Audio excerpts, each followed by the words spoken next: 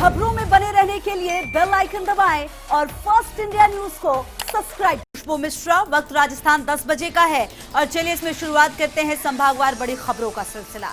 सबसे पहले बात जयपुर संभाग की, जहां की बड़ी खबर बता रहे हैं हमारे सहयोगी के वशिष्ठ। कोरोना के बढ़ते केसों को लेकर प्रधानमंत्री नरेंद्र मोदी ने 8 राज्यों के मुख्यमंत्रियों के साथ वर्चुअल मीटिंग की। मीटिंग में प्रधानमंत्री ने कोरोना के बढ़ते केस और वैक्सीन वितरण जैसे मुद्दों पर चर्चा की। प्रधानमंत्री ने जोर देकर कहा कि भारत बेहतर वैक्सीन पर ही जोर देगा और उस वैक्सीन को वैज्ञानिक मापदंडों पर परखा जाएगा। हर किसी को अभी भी सतर्कता बरतनी होगी। मोदी ने मुख्यमंत्रियों के साथ बैठक में कहा कि कोरोना से लड़ाई जारी है। अगर मुख्यमंत्रियों के पास कुछ और सुझाव हैं तो लिखित में उन्हें दे दें। देश में टेस्टिंग का नेटवर्क काम कर रहा है। देश में मेडिकल कॉलेज और जिला अस्पतालों में ऑक्सीजन सप्लाई का काम चल रहा है। बैठक में सीएम गहलोत ने प्रदेश की स्थिति की जानकारी दी और राज्य सरकार की जरूरतों के बारे में बताया। साथ ही सीएम गहलोत ने राज्य सरकार के कदमों की जानकारी दी और कहा कि राजस्थान में RT-PCR से कोरोना के सभी टेस्ट किए जा रहे हैं। हर दिन जांचों की संख्या 18,000 से बढ़ाकर 30,000 की गई है। मास्क अनिवार्य करने के लिए कानून बनाया है। 2 अक्टूबर से बड़े स्तर पर कोरोना जागरूकता जन आंदोलन चलाया जा रहा है। इसके अलावा शादी, सामाजिक, धार्मिक और राजनीतिक आयोजनों में एकत्रित होने वाले लोगों की संख्या को 100 तक सीमित रखा गया है। 8 जिलों में नाइट कर्फ्यू भी लगाया गया है ताकि कोरोना संक्रमण को बढ़ने से रोका जा सके। मुख्यमंत्री ने कहा कि प्रधानमंत्री ने कोविड-19 महामारी से जीतने के लिए जो गाइडलाइंस बनाई हैं, राजस्थान उन पर पहले से ही बेहतर स्थिति में है।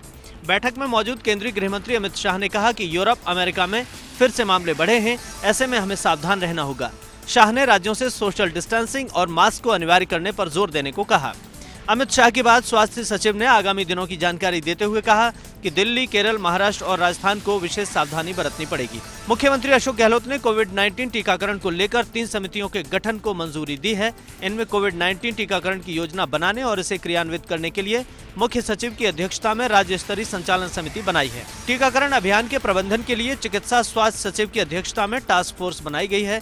वहीं जिला स्तर पर अभियान चलाने के लिए कलेक्टर की अध्यक्षता में टास्क फोर्स बनाई है। इनमें राज्य स्टीयरिंग कमेटी टीकाकरण गतिविधियों के दौरान विभागों में समन्वय बनाएगी। वहीं अभियान के लिए संसाधन उपलब्ध कराने की योजना बनाएगी और उसे क्रियान्वित करेगी। राज्य टास्क फोर्स अभियान से जुड़ी गतिविधियों की क्रियान्वित, मॉनिटरिंग और इसके लिए रणनीति में बदलाव के लिए सुझाव देगी। टीकाकरण अभियान का जिलों में प्रबंधन जिला टास्क फोर्स की देखरेख में किया जाएगा। एक बार फिर बात जयपुर संभाग की, जहां की बड़ी खबर बता रहे हैं हमारे सहयोगी नवीन शर्मा। जयपुर में एसीबी ने बड़ी कार्रवाई करते हुए मुंबई के वर्ली थाने के 4 घूसखोरों को 2 लाख रुपए की रिश्वत लेते हुए रंगे हाथों गिरफ्तार किया है। मुंबई से जयपुर आए एक सब इंस्पेक्टर और 3 कांस्टेबल को एसीबी ने 2 लाख रुपए की रिश्वत लेते हुए गिरफ्तार किया है। मुंबई के बोरीवली थाने में 420 का एक मुकदमा दर्ज था।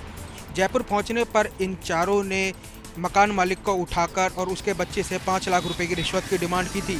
बच्चे से ये पूरी रिश्वत की डिमांड 2 लाख रुपए में सौदा तय हुआ था और आज एसीबी ने इन चारों को 2 लाख रुपए की रिश्वत लेते हुए रंगे हाथों गिरफ्तार कर लिया है। फिलहाल एसीबी ने इन चारों घूसखोरों को गिरफ्तार कर लिया है और गिरफ्तार कर इन्हें एसीबी मुख्यालय लेके आया जा चुका है। अब एसीबी इन्हें कल कोर्ट में पेश करेगी और कोर्ट से इनका रिमांड भी मांगा जा सकता है। बात जोधपुर संभाग की, जहां की बड़ी खबर बता रहे हैं हमारे सहयोगी शिव प्रकाश पुरोहित। जोधपुर शहर में लगातार बढ़ रहे हैं कोरोना के मामले। जिला प्रशासन, नगर निगम और पुलिस प्रशासन अब सख्त कार्रवाई के मूड में। धारा 144 के उल्लंघन करने पर नगर निगम ने एक कोचिंग संचालन की बिल्डिंग को किया सीज। जोधपुर शहर में पिछले 1 सप्ताह में लगातार कोरोना के मामले बढ़े हैं और कोरोना से कई मरीजों की मौत भी हो रही है। ऐसे में राज्य सरकार के निर्देश पर जोधपुर में धारा 144 लागू हो चुकी है। वहीं रात्रिकालीन कर्फ्यू भी किया गया है। कोरोना गाइडलाइन की उल्लंघन करने वालों के खिलाफ जिला प्रशासन, पुलिस प्रशासन और नगर निगम अब सख्त कार्रवाई कर रहा है। नगर निगम की ओर से मास्क नहीं पहनने और सोशल डिस्टेंसिंग की पालना नहीं करने पर चालान बनाए जा रहे हैं, तो वहीं बिना अनुमति के धारा 144 में भी कोचिंग सेंटर चलाए जाने पर नगर निगम ने कोचिंग बिल्डिंग को सीज किया है। वहीं आमजन में कोरोना गाइडलाइन के प्रति जागरूकता लाने के लिए नगर निगम उत्तर की ओर से जागरूकता रैली आयोजित की गई। घंटाघर से शुरू हुई इस रैली में जोधपुर शहर विधायक मनीषा पवार, नगर निगम उत्तर महापौर कुंती देवड़ा, नगर निगम आयुक्त रोहिताश तोमर, उप महापौर अब्दुल करीम जोनी सहित कई जनप्रतिनिधियों व निगम अधिकारियों ने आम जन को कोरोना गाइडलाइन की पालना करने की अपील की, तो वहीं बिना मास्क घूम रहे लोगों को मास्क भी वितरित किए। जहां तक कोरोना के बढ़ते संक्रमण का सवाल है, जब तक आमजन अपनी जिम्मेदारी नहीं समझेगा तब तक कोरोना के संक्रमण को नहीं रोका जा सकेगा। आगे बढ़ते हैं, बात बीकानेर संभाग की, जहां की बड़ी खबर बता रहे हैं हमारे सहयोगी संजय पारी। हारेगा कोरोना जीतेगा बीकाना अभियान के तीसरे चरण के तहत बीकानेर में भी कोरोना जागरूकता से संबंधित विभिन्न गतिविधियों का आयोजन हो रहा है। आज इस अभियान के तहत महिला सफाई कर्मियों द्वारा जागरूकता यात्रा निकाली गई। रविंद्र रंगमंच से शुरू हुई इस जागरूकता यात्रा को जिला कलेक्टर नमित मेहता और मेयर सुशीला कंवर ने हरी झंडी दिखाकर रवाना किया। ये यात्रा शहर के प्रमुख मार्गों से होते हुए नगर निगम पहुंची। इस जागरूकता यात्रा में शामिल महिला सफाई कर्मियों ने अपने हाथ में लिए पोस्टर्स पर लिखे स्लोगन्स के माध्यम से आमजन को कोरोना जागरूकता और बचाव का संदेश दिया। जिला कलेक्टर नमित मेहता ने कहा कि महिलाओं में कोरोना जागरूकता लाने के उद्देश्य से ये यात्रा निकाली गई है। उन्होंने कहा कि महिलाएं भी पूरी तरह से कोरोना गाइडलाइन की पालना करें और अपने परिवार के सदस्यों से भी नियमित रूप से मास्क लगाने, हाथ सैनिटाइज करने और सोशल डिस्टेंसिंग की पालना को लेकर प्रेरित करें। इस जागरूकता यात्रा का यही प्रमुख उद्देश्य है। इस दौरान एडीएम एएच गौरी, समन्वयक राजेंद्र जोशी भी मौजूद रहे। बात अजमेर संभाग की, जहां की बड़ी खबर बता रहे हैं हमारे सहयोगी यूनुस। अजमेर संभाग में कोरोना का कहर नहीं थम रहा है। लगातार कोरोना संक्रमण के आंकड़े लगातार बढ़ते जा रहे हैं। अब कोरोना से निपटने के लिए जिले के तमाम आला अधिकारी कोरोना योद्धा बनकर सड़कों पर उतरकर आम जन को कोरोना के प्रति जागरूक कर रहे हैं। कोरोना से बचाने के लिए वर्तमान में मास्क की, वैक्सीन के जागरूकता के नारे दिए जा रहे हैं। आज नागौर के जिला कलेक्टर डॉक्टर जितेंद्र कुमार सोनी, नागौर जिला पुलिस अधीक्षक शेवता धनखड़ अपनी अपनी टीमों के साथ नागौर की सड़कों पर निकल पड़े। कलेक्ट्रेट से शुरू हुआ पैदल मार्च का एक ही मकसद था, जहां लोगों को कोरोना संक्रमण के बचाव के प्रति जागरूक करना। वहीं दूसरी ओर लापरवाही बरतने वालों के खिलाफ सख्त एक्शन लेते हुए चालान भी काटे गए। नागौर के गांधी चौक, बल्लभ चौराहा, मानासर होते हुए कोरोना जागरूकता रैली के दौरान मास्क नहीं लगाने वाले दुकानदारों को समझाइश की। उन्हें निर्देशित किया कि वे बिना मास्क ग्राहकों को दुकान में प्रवेश नहीं दे। नागौर जिले में कोरोना संक्रमितों का आंकड़ा बढ़कर 8,244 तक जा पहुंचा है। वहीं 883 एक्टिव मरीजों का उपचार वर्तमान में जारी है। वहीं 73 लोगों की कोरोना संक्रमित मरीजों की उपचार के दौरान मौत हो चुकी है। 7,279 अस्पताल आइसोलेशन से डिस्चार्ज किए जा चुके हैं।